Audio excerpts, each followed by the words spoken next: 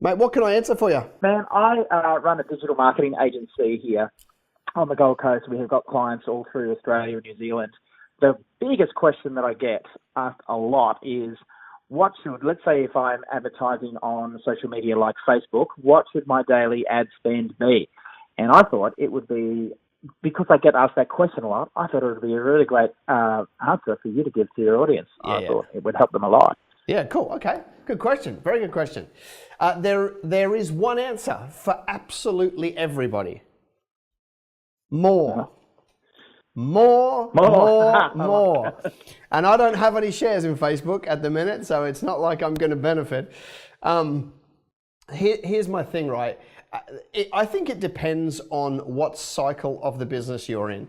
So if somebody says to me, I'm in a real growth phase right now, then there cannot be a blanket rule of this much percent, because you kind of need to go all in, right?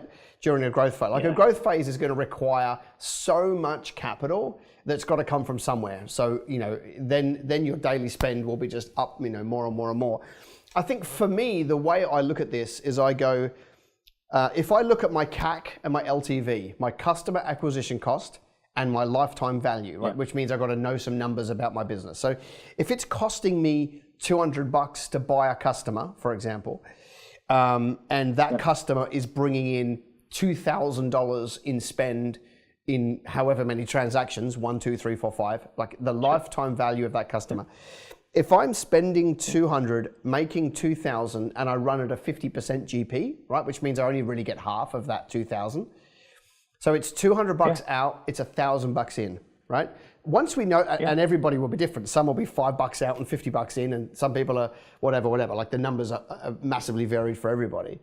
Once I know those two numbers and I know the maths work, then it's just a case of pouring fuel on the fire, right? Once those numbers work, then it's every single spare dollar that you can ever get your hand on, plus beg, borrow, and steal, plus sell everything in the house except the kids. And even then, maybe, and then borrow and go. Because, the mistake a lot of people make is they say, I should put 10% of my revenue towards marketing. Well, that might be fine, but what if you could grow 3 times as fast?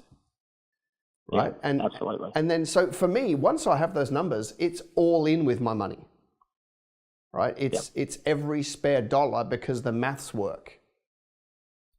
So I know it doesn't help you get what's your daily ad spend. Okay, so let me try and help you with how to answer that broadly. I think Facebook, you used to be able to dabble with Facebook, right, and give it $20 and $30 and stuff like that. I think that the cost of acquisition for a customer on Facebook has gone up a lot in the last 24 months, and it should do because the platform's a lot better. It's not like they're charging more. They're like for me, my cost of acquisition in the last 12 months has doubled, right? But the product, the platform is more than 2 times as good. So I don't mind. I think they're fine. But as more people use it and so forth, it's going to become a more expensive platform. Just like Google AdWords was 10 cents when they started for a click, and now it might be $10. I mean, that's a big jump.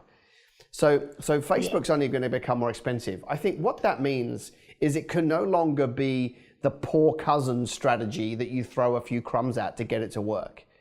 I think in 2019, it needs to be one of the top 3 pillars in any business. Maybe not the top 1, but in most businesses, it would need to be in the top 3 or 4 pillars of your business, which means you have to invest more money, which means you have to treat it a bit more seriously. I think gone are the days where we're talking about hundreds of dollars a month, right? I think we're now in the days where it's thousands of dollars a month to get Facebook to work, okay?